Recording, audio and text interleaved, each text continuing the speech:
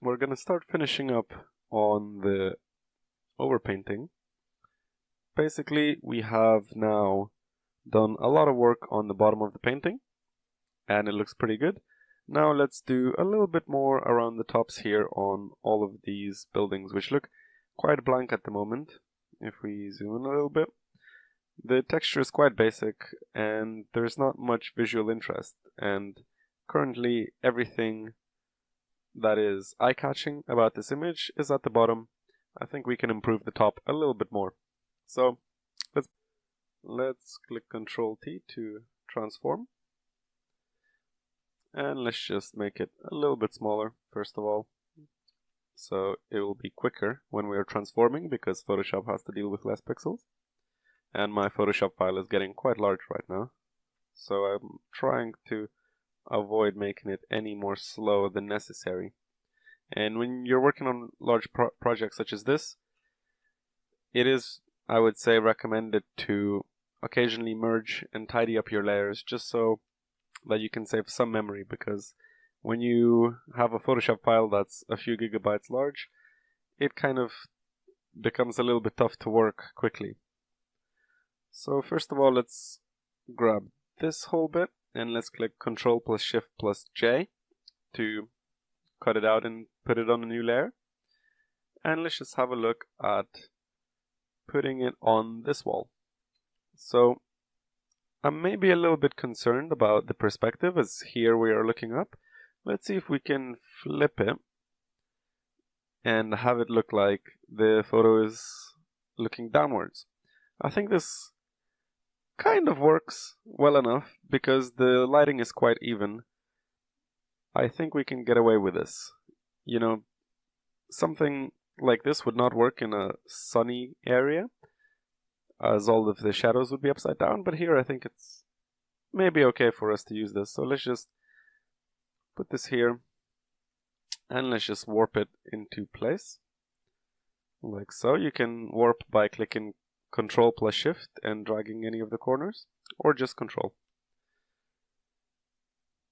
So let's have it roughly match up. Okay, maybe let's make it a bit smaller,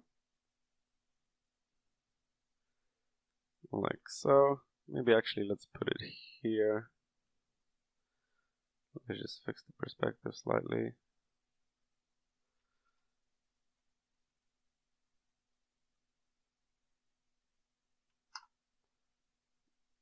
Okay, more or less good enough. And let's just create a new curves above it and parent it down. And let's bring down the values so it matches up with the rest of this. And let's click to go into blending options. And here from the underlying layer, let's see if we can... Oops, actually, I don't want that on the curves, I want that on the layer. Make sure you have your layer selected. On the underlying layer, maybe let's bring in a little bit of the shadows to keep some of that detail. Let's look at the highlights.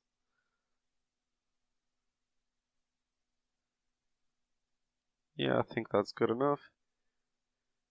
And then from this, let's just keep this as is. Okay, so now this blends in quite nicely. Maybe let's just make a mask and erase a little bit here. And if we disable and enable, maybe let's bring back some of this area.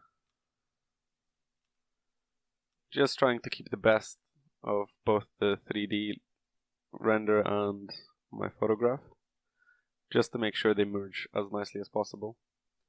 Okay, that's pretty good. Let's merge this curves down, clicking Ctrl plus E, and let's just copy this and disable the mask for now. And let's see if we can maybe move it elsewhere for a little bit more texture.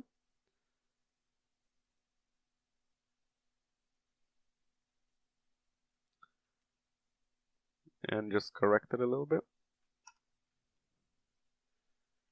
And let's take a couple of these floors and move them here.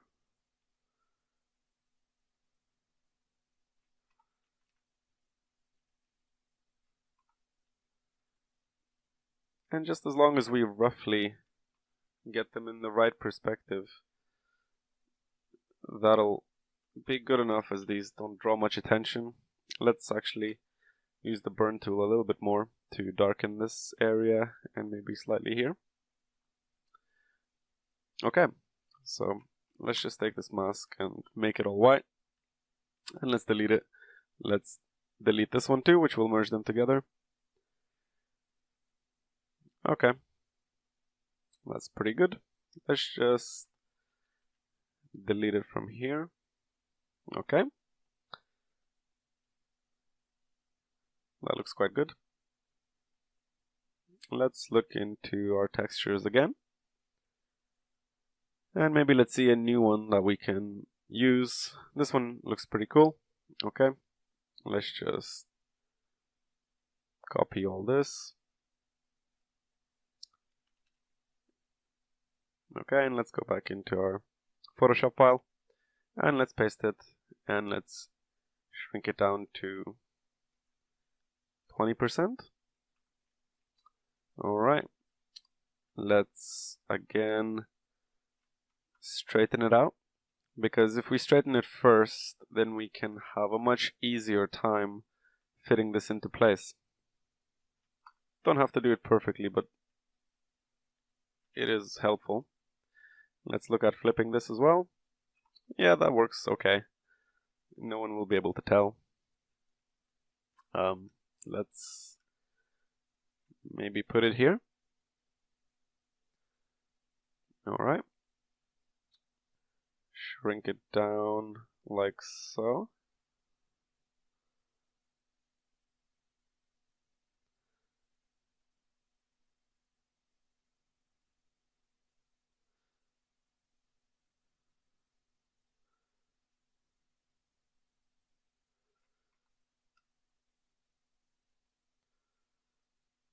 Let's have a look.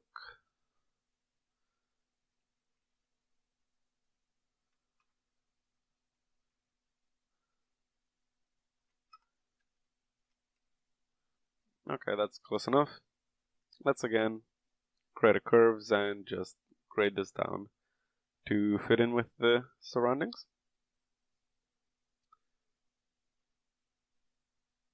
Okay.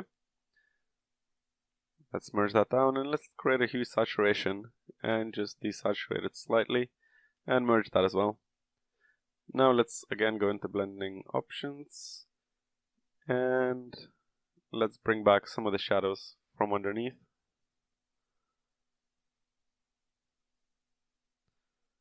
Actually, maybe not. Maybe let's not do that. I'll just instead make a mask and maybe paint in my image exactly where I want it.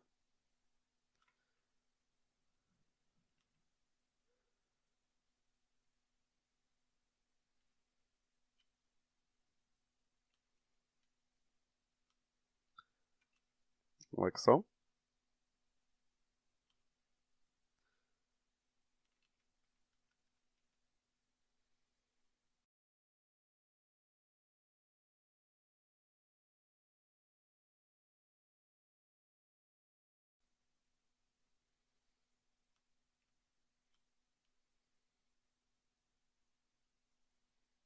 Just trying again to merge in both the details from the render and from the painting, because this way it's quite a lot harder to tell exactly how the image was made. And if you can keep your audience guessing, they'll always enjoy the artwork more, as they can wonder about how it was made, and you know, it's a little mystery.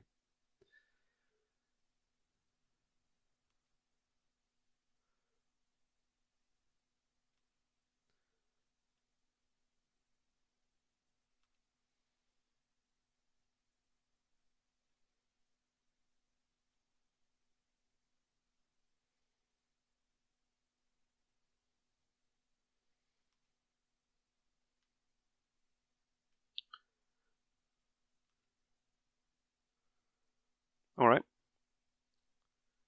that looks quite cool. Maybe we can make it even a little bit darker by going to curves again.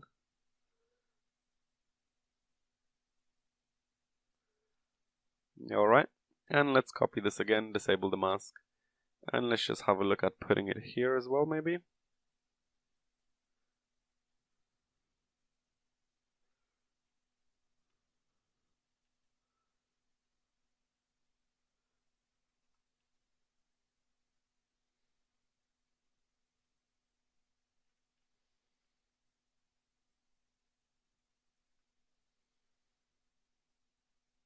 See, it's a little bit more difficult to skew it when it has been skewed already. That's why at the start we try to make it as straight as possible.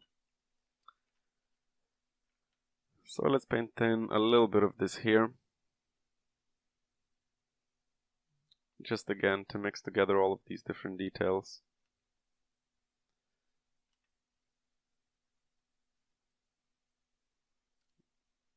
Like so. Okay, that's quite cool. Let's merge these together. Okay, so that looks quite good. Let's also do a little bit of work here. So let's have a look in our photos again. I don't have any that are of a good angle from the side, which is annoying. But maybe let's try using a little bit of this one first. Just copy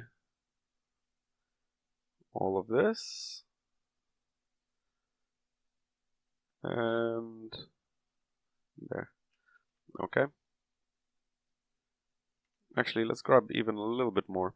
Let's grab this bit. Can't hurt. And then here we'll paste it. And again, just shrink it down to a good level. So let's have a look. Let's try flipping it first. Again, this kind of works. You know, we're gonna try to obscure this area with some haze, so I think we can get away with this imperfect angle.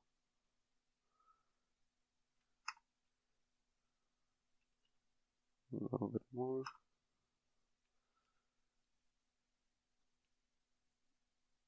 Okay, close enough. Let's just copy this and move this here, maybe shrink it to this scale. That's the floor. Okay, maybe a little bit smaller. I'm just comparing the size of these floors to these shanties. That's about the same. Okay, probably more or less correct. Let's just move this here, and let's actually begin by adjusting the color a bit.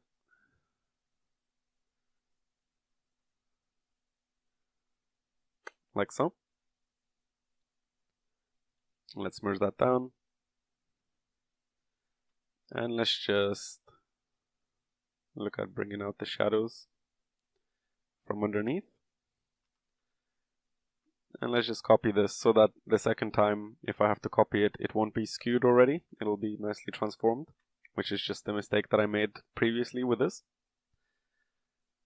So let's just put this here.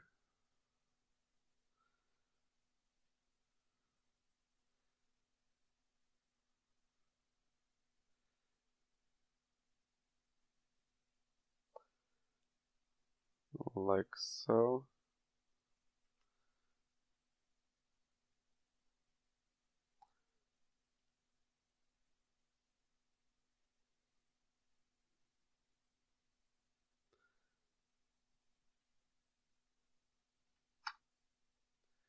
Okay. And let's maybe take this one and put it here.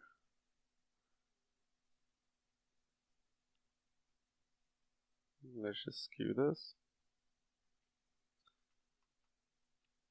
Okay.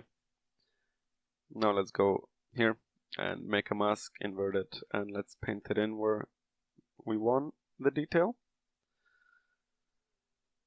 So maybe there. I can make this building a little bit more interesting.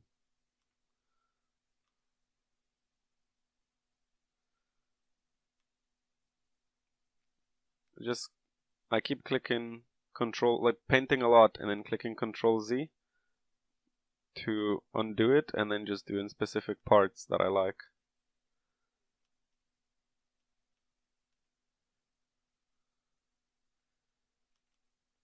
Okay, that's good.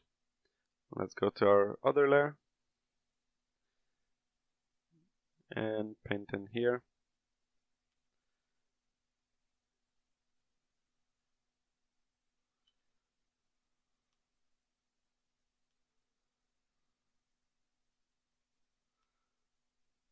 Maybe let's connect those.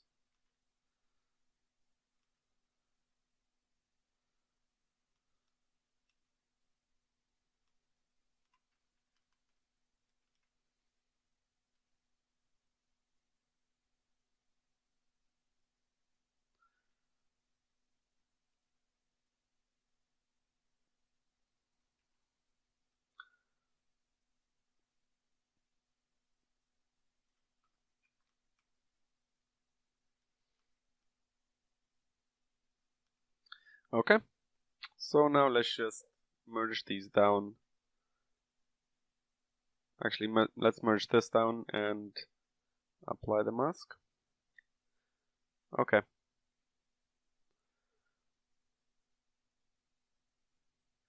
I think that's enough. Let's see the difference. Okay, now all of these top areas are a lot more interesting. I think if we apply the fog, yeah, they look quite nice. So now that's that done. Next up, we're gonna have a look at really starting to work on our haze and our fog. We are going to add rolling mist.